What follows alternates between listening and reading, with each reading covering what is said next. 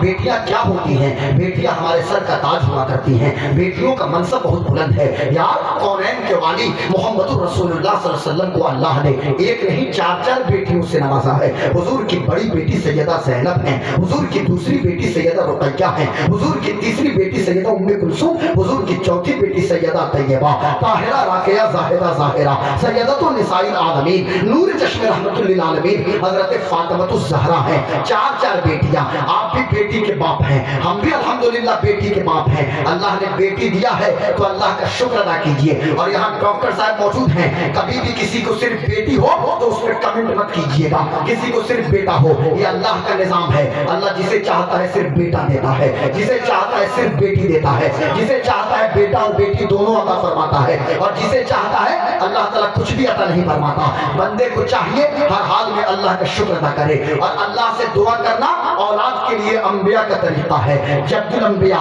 حضرت ابراہیم بیٹے کی دعا کر رہے ہیں، حضرت یعقوب یوسف کے لیے دعا کر رہے ہیں، حضرت زکریا حضرت یحییٰ کو مانگ رہے ہیں، یہ تو قرآن کا اسلوب ہے اور قرآن کا اصول ہے۔ لیکن صرف بیٹی پیدا ہو رہی ہے، ایک گھر میں دو دیادن ہیں، دیادن سمجھتے ہیں نا، دیادن یعنی دو عورتیں ہیں، ایک کو 5 بیٹیاں یا 3 بیٹیاں کنٹینیو ہو گئی، بغل میں اس کے جو دیادن ہے اس کو 2 بیٹے یا 3 بیٹے ہو گئے، تو سب سے پہلے اگر آواز اٹھائے گی تو وہی عورت اٹھائے گی، یعنی ساس آواز اٹھا رہی ہے کہ بیٹی کیوں زیادہ ہو رہی ہے، نند آواز اٹھا رہی ہے کہ میری بھابھی کو بیٹی زیادہ کیوں ہو رہی ہے۔ اور اتنا ٹارچر کیا جاتا ہے، مینٹلی ٹارچر، کہ سونوگرافی کے بعد، الٹرا ساؤنڈ کے بعد پتا چل جاتا ہے کہ یوٹیرس کے اندر بیٹا ہے یا بیٹی ہے، تو ماں کے پیٹ میں بچیوں کو مار دیا جاتا ہے۔ یار وہ اندھیرا ہی بھلا تھا کہ قدم راہ پہ تھے، روشنی لائی ہے منزل سے بہت دور ہمیں۔ عرب کو لوگ کہتے ہیں کہ لڑکیوں کو زندہ دفن کیا جاتا تھا، صرف 5% ہی لوگ تھے عرب میں، پورا عرب نہیں تھا، لیکن 1% ہو یا 5% ہو، جرم تو جرم ہے، مجرم تو مجرم ہے۔ لیکن وہ عربی اتنا تو کرتے تھے نا کہ بچیوں کو ماں کے پیٹ سے باہر آنے دیتے تھے۔ لیکن آج دانشور لوگ، انٹلیکچوئل لوگ،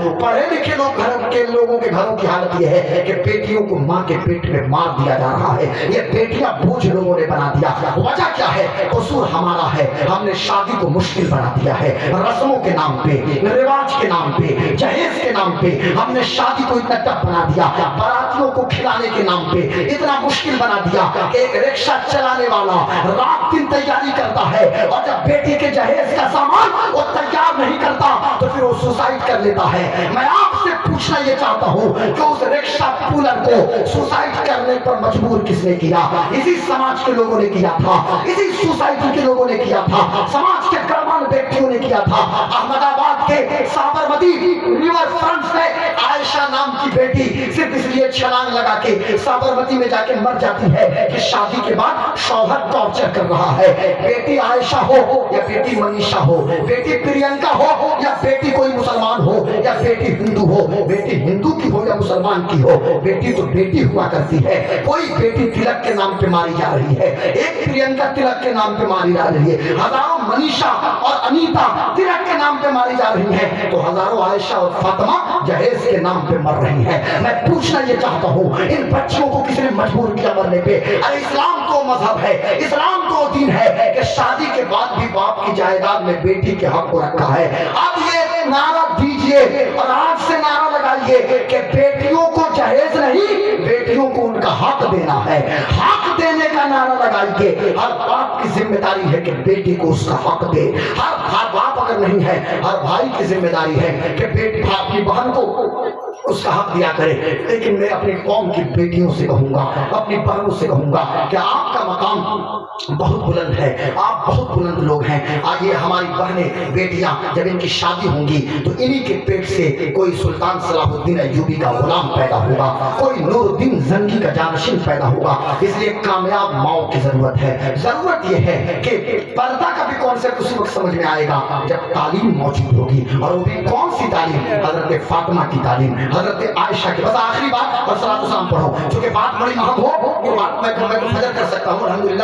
نہیں سمجھیے گا کہ میں 1 پیک یا 12 پیک باڈی ہے، میرے پاس 6 پیک اور 12 پیک نہیں ہے، بلکہ یہ بہت کمزور ہے، آپ کو دکھ رہا ہوں پر اتنا بھی کمزور ہوں۔ اس لیے کمزور نہیں ہوں کہ کیا دبے جس پہ حمایت کا حکم جاتے ہیں، کیا دبے جس پہ حمایت کا حکم جاتے تیرا، شیر کو خطرے میں لاتا نہیں کتا تیرا۔ ہم غوث پاک کے کتے ہیں بھائی، غوث پاک کے کتے ہیں اور سینہ ٹھوک کے کہتے ہیں کہ تجھ سے ڈر، ڈر سے سخت اور سخت سے نسبت مجھ کو، میری گردن میں بھی ہے دور کا ڈورا تیرا، اس نشانی کے جو سگ ہیں نہیں مارے جاتے، حشر تک میرے گلے میں رہے پٹا تیرا۔ پورے نومبر میں تقریر میں نے کی، آگے بھی کروں گا، دسمبر جنوری فروری تک رمضان تک کنٹینیو، شاید کہ چند تاریخیں اس میں خالی مل جائیں گے آپ کی دعاؤں سے۔ تو آپ کے لیے تو ایک دن آپ کا رالی کا جلسہ ہے، میرے لیے تو روزانہ نئے لوگ ہیں، نیا اسٹیج ہے، نئی پبلک ہے، نئے دانشور، نیا ماحول، نئی جگہ، پورا دن سفر، کبھی کبھی بہت لانگ جرنی، جیسا آج ہی سمجھیے کہ 1000 کلومیٹر سے بھی زیادہ سفر کر کے میں آپ کے یہاں آیا ہوں، 1100 سمجھ سکتے ہو، اتنا کلومیٹر لمبا سفر کر کے میں پھر کل سفر کرنا ہے، پرسوں کرنا ہے، تو یہ سلسلہ جاری رہے گا۔ آخری بات یہ کرنی ہے، چونکہ مجھے میں آدھی نیند اور آدھی بیداری کی پوزیشن میں اس وقت ہوں، آدھا جگ بھی رہا ہوں اور سو بھی رہا ہوں۔ درود شریف سنائیے، اللہم صلی علی سیدنا و شفیعنا مولانا محمد بارک وسلم۔ تو میں چاہوں تو الحمدللہ آپ کی دعا سے فجر کا وقت بھی ہو جائے گا، لیکن چونکہ ادھر نہیں جانا ہے تو میں بتانا یہ چاہتا ہوں، تو چونکہ پردہ جو کتنا پردے کی کتنی اہمیت ہے، کہیں کوئی ڈسکریمنیشن نہیں ہے، پردے میں رہ کے میری بیٹی گائنیکولوجسٹ کیوں نہیں ہو سکتی ہے؟ آج ضرورت یہ ہے ایک کامیاب پرسوتی روگ وشیشجঞ کی، ایک بہترین گائنیکولوجسٹ کی ضرورت ہے۔ مجھے نہیں پتا کہ اسلام پور یا اس چھیتر میں کوئی مسلم لیڈیز ڈاکٹر ہے کیا بہترین گائنیکی ہے؟ اچھا، اللہ کا شکر ہے، الحمدللہ اس علاقے میں کوئی گائنیکی موجود ہے مسلم خاتون، نہیں تو مجھے ایسا نہیں دکھتا ہے۔ 9 مہینے تک دوڑایا جاتا ہے، ہر مہینے الٹرا ساؤنڈ، ہر مہینے گلوکوز چیک، ہر مہینے کیا کچھ چیک، پھر 4 مہینے کے بعد بچہ الٹا ہو جاتا ہے، 6 مہینے کے بعد الٹا ہو جا رہا ہے، اور 8 مہینے تک نارمل ڈیلیوری، اور جیسے 9واں مہینہ شروع آپریشن کی ضرورت پڑ گئی، آپریشن کرنا پڑے گا۔ لیکن ایک میری اگر بیٹی ہوگی نا گائنیکولوجسٹ ہو جائے، آپ میں سے کوئی بیٹی جو نیٹ کر کے MBBS ہو جائے اور گائنیکی ہو جائے گی، اگر اس کے دل میں اللہ کا خوف ہوگا تو اپنی مریضہ کو ڈرائے گی آپریشن کے نام پہ، کوشش کرے گی کہ نارمل ڈیلیوری کرائے۔ نارمل ڈیلیوری بہت ٹف نہیں ہوتا ہے، وہ ایک نیچرل سسٹم ہے، نیچرل سسٹم کا تقاضا ہے کہ پہلے اچھا ہمارے گھروں میں آج سے 20 سال پہلے کتنے لوگوں کا آپریشن ہوتا تھا مجھے بتائیے؟ ہم ہی لوگ جو پیدا ہوئے، میری اماں یا آپ کی اماں، ان کی اماں، ان کی اماں، کون کس گائنیکی کے پاس ہو جاتی تھی؟ گھر میں بچے کی پیدائش ہو جاتی تھی۔ لیکن اس دور میں جو آسانیاں آ گئی ہیں، اس آسانی کے نتیجے میں اس قدر ڈرا دیا جا رہا ہے، بچہ الٹا ہے، بچہ الٹا ہے، ہارٹ بیٹ کم ہے، قوت سماعت کمزور ہے، اور نہ جانے کیا کچھ بتایا جاتا ہے۔ اب آئیے بات اس سمت میں چلی ہے تو سنتے چلیے۔ اب ایک مسئلہ ہے ہمارے یہاں، ایک بہت بڑا ایشو ہے جو برننگ ایشو ہے، اور ایک ریلیونٹ ٹاپک یہ ہے، جو الگ مدعا برننگ ایشو یہ ہے کہ آج میرا بیٹا میری بات نہیں مان رہا ہے، میری بیٹی، توجہ سے سنیے گا بس آخری بات، میری بیٹی میری بات نہیں سن رہی ہے۔ میں اسی نہج میں لے کے آتا ہوں کہ بیٹا اور بیٹی کیسے آپ کی بات سنے۔ آج جس بیٹے کو انگلی پکڑ کے چلنا ہم نے سکھایا، جب میرا بیٹا آنگن میں پھسل کے گرتا تھا اسے چلنا ہم نے سکھایا۔ میں جب میلہ اور بازار میں اپنے بیٹے کو لے کے جاتا تھا، میری جیب میں 5 روپیہ ہوتے تھے، اس وقت مجھے بھی بھوک لگی ہوتی تھی اور میرے بیٹے کو بھی بھوک لگی ہوتی تھی، لیکن میں اپنی بھوک کی قربانی دیتا تھا اور کوئی چیز خرید کے اپنے بچے کو کھلاتا تھا۔ یعنی اتنی قربانی کے باوجود بھی جب میں بوڑھا ہو گیا تو میرا بچہ میری بات نہیں مان رہا ہے۔ عورتیں آتی ہیں، حضرت کوئی تعویذ لکھ دیجئے، حضرت بابو حضور ہمارے بچے کو دم کر دیجئے، حضور نور العارفین کا صدقہ عطا کر دیجئے۔ بچہ بات نہیں مانتا، بیٹی بات نہیں مانتی۔ میں کہوں گا دیکھو بھائی، اس میں تعویذ بہت زیادہ دیر بعد اثر نہیں دکھائے گا، اس میں تربیت کا کمال ہونا چاہیے۔ آج ہم ہر جلسے میں یہی بات ہوتی ہے کہ ماں باپ کا حق کیا ہے، ماں باپ بوڑھے ہو گئے، امی کا حق ادا کیجئے، ابو کا حق ادا کیجئے۔ لیکن میں کہتا ہوں دیکھو بھائی، 2 چیزیں ہوتی ہیں، غور سے سنیے گا، چونکہ پڑھے لکھے لوگ ہیں۔ ایک ہوتی ہے ڈیوٹی اور ایک ہوتی ہے right, and duties and rights یہ سکے کے ہیڈ اینڈ ٹیل بھاگ ہے۔ میری بات سمجھ رہے ہیں نا؟ یعنی ڈیوٹیز اینڈ رائٹس 2 چیزیں ہوتی ہیں، ایک ڈیوٹی ہے اور ایک رائٹ ہے، یعنی حق اور ذمہ داری۔ حق اور ذمہ داری اس کو میں سمجھاؤں، میں ٹیچر ہوں مثال کے طور پہ، اسکول میں پڑھانا اور بچوں کو کامیاب بنانا یہ میری ڈیوٹی ہے، اور مہینہ تنخواہ جو ہے سیلری ہر مہینے گورنمنٹ جو ہمیں دیتی ہے وہ میرا رائٹ ہے اور اس کی ڈیوٹی ہے۔ میری بات سمجھ رہے ہیں؟ میرے گھر کوئی کام کیا، مزدوری کیا، شام ہوئی پسینہ سوکھنے سے پہلے مزدور کو اس کی اجرت دینے کا حکم محمد رسول اللہ نے فرمایا ہے۔ اس نے دن بھر ڈیوٹی کر لی تو ڈیوٹی اس نے ادا کی، میرے رائٹس پورے ہو گئے۔ اب میری ڈیوٹی یہ ہے کہ میں اس کو اجرت دے دوں تاکہ اس کے رائٹس پورے ہو جائیں۔ تو جب ہر بیٹا بیٹی اپنی ڈیوٹی ادا کریں گے تو خود بخود ماں باپ کے رائٹس پورے ہو جائیں گے۔ اور جب بچے چھوٹے ہوں، جب بچے چھوٹے ہوں، میری بات سمجھ رہے نا، تو ماں باپ اپنی ذمہ داری کو ادا کرے، بچے کے حقوق پورا ہو جائیں گے. لیکن ماں باپ کی ذمہ داری کی باتیں نہیں ہوتی. آج حالت کیا ہے نا، بہت افسوس کے ساتھ میں کہتا ہوں، علامہ محی الدین صاحب اللہ، ایک جگہ میں جا رہا تھا، چھوٹا سا بچہ ملا 5 سال کا، کہنے لگا حضرت، رو رہا تھا بہت. ہم نے کہا مجھے بھی بڑا افسوس آیا. ہم نے کہا بیٹا کیا بات ہے، آپ کی امی انتقال کر گئی ہے کیا؟ چونکہ بچہ ماں کے قریب زیادہ رہتا ہے، آپ اتنا کیوں روتے ہیں؟ کہنے لگا حضرت اماں تو ہے، پر حضرت مجھے آف لائن ماں عطا کر دیجیے. آف لائن ماں مجھے دیجیے، سوچیے گا، مجھے آف لائن ماں دے دیجیے. ہم نے کہا یہ آف، میرا دماغ کھٹکا، آف لائن ماں کیا؟ کہ حضرت مجھے آف لائن ماں چاہیے، میری ماں تو ہے پر مجھے آف لائن ماں چاہیے. میری ایک تقریر یوٹیوب پہ ہے 1.5 گھنٹے کی، آپ اس پہ بولیے گا کہ مجھے آف لائن ماں چاہیے. وہ تقریر اسی کے ارد گرد گھومتی ہے، ٹوٹل 1.5 گھنٹے. میں نے ربیع الاول میں کسی جلسے میں مجھے یاد ہے کہ میں نے کہیں خطاب کیا تھا، لیکن میں یہاں سے اشارہ کرتا ہوں، مجھے آف لائن ماں چاہیے. میں جب غور کیا تو میں اس نتیجے پہ پہنچا کہ آج مائیں ہر وقت آن لائن ہیں، اور جب بوڑھی ہوں گی تو کہیں گی کہ میں دودھ معاف نہیں کروں گی.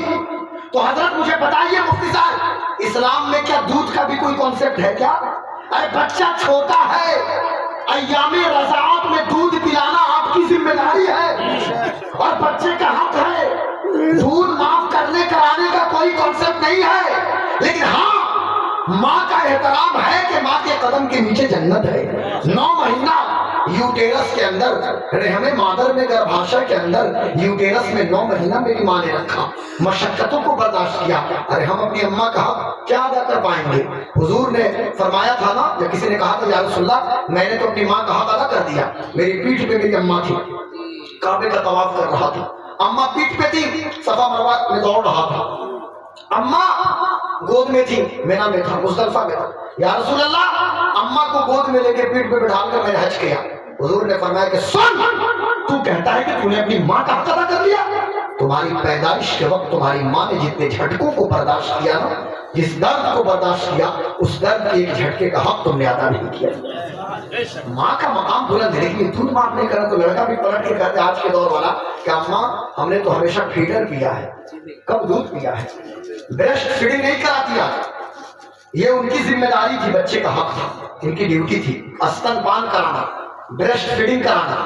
آج WHO نعرہ دے رہا ہے سر، WHO نعرہ دے رہا ہے کہ بریسٹ فیڈنگ، اور بریسٹ فیڈنگ نہ کرانے کے نتیجہ ہے کہ مجھے ڈاکٹر صاحب کریکٹ کریں گے کہ آج عورتیں بریسٹ کینسر میں مبتلا ہو رہی ہیں بریسٹ فیڈنگ نہ کرانے کی وجہ سے.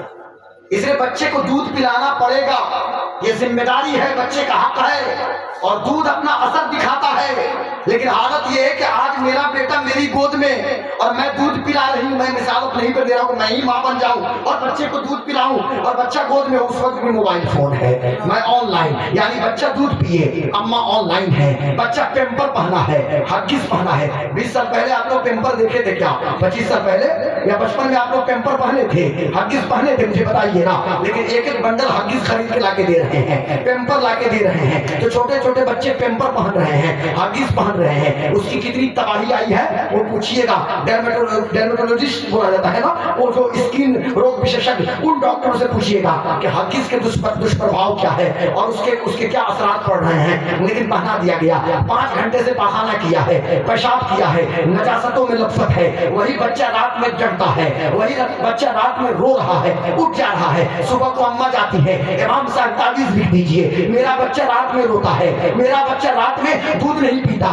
میرا بچہ رات میں ڈر جا رہا ہے، نیند میں ڈر جا رہا ہے. یار 5 گھنٹے سے ہگیز تم نے پہنایا ہے، پیشاب بچہ کیا ہے، پاخانہ کیا ہے، اور علماء فرماتے ہیں کہ جب لے، اور حدیث شریف بھی ہے کہ بیت الخلا جاؤ تو اللہم انی اعوذ بک من الخبث والخبائث پڑھو، اس لیے کہ وہ نجاست کی جگہ ہے. تو نجاست کی جگہ جاؤ تو اللہ کی پناہ مانگو شیطان جنات سے، شیطان جنیہ سے، یعنی جو جنات اور جنی، یعنی ان کی جو لیڈیز ہیں جو خبیثہ ہیں، خبیث ابلیس ہیں ان سے پناہ مانگو، اور یہاں جب باتھ روم واش روم جاؤ تو پناہ مانگو، یہاں مکمل جنات اور شیطان کو لے کے بچہ گھوم رہا ہے 5 گھنٹے، اماں آن لائن، اور بچہ جا کے پوٹی کیا واش روم میں، بچہ آواز دے رہا ہے، 1 گھنٹے سے باتھ روم میں بیٹھا ہے، آواز دے رہا ہے، امی آن لائن ہے، بچہ ادھر کھیل رہا ہے، امی آن لائن ہے، بچہ رو رہا ہے، امی آن لائن ہے، یعنی ہر وقت ماں آن لائن آن لائن۔ وہ بیٹا کہتا ہے حضرت مجھے آف لائن ماں دے دیجئے، میں غور کیا تو میں بھی اس نتیجے پہ پہنچا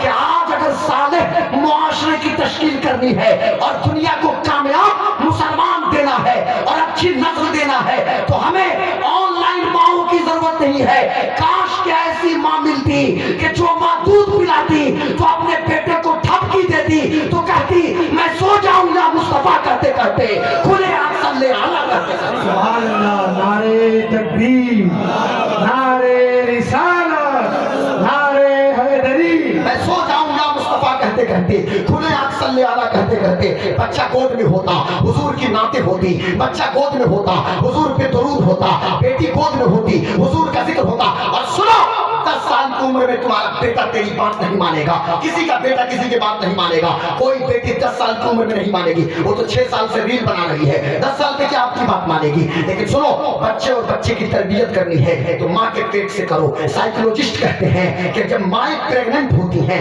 امید سے ہوتی ہیں، تو اپنی آنکھوں سے جن چیزوں کا مشاہدہ کرتی ہیں بچے کے ذہن پہ اس کا اثر پڑتا ہے، بچے کے ذہن پہ اثر پڑتا ہے۔ میڈیکوز کہتے ہیں یوٹیرس کے اندر جو بھور یعنی جو یوٹیرس کے اندر بچہ ہو یا بچی ہو، یہ سرجن صاحب موجود ہیں، بیٹا ہو یا بیٹی ہو یوٹیرس کے اندر، جب اس کی قوت سماعت یعنی سننے کی طاقت بحال ہوتی ہے تو سب سے زیادہ کسی چیز کی آواز اس کے کان میں جاتی ہے تو ماں کے دل کی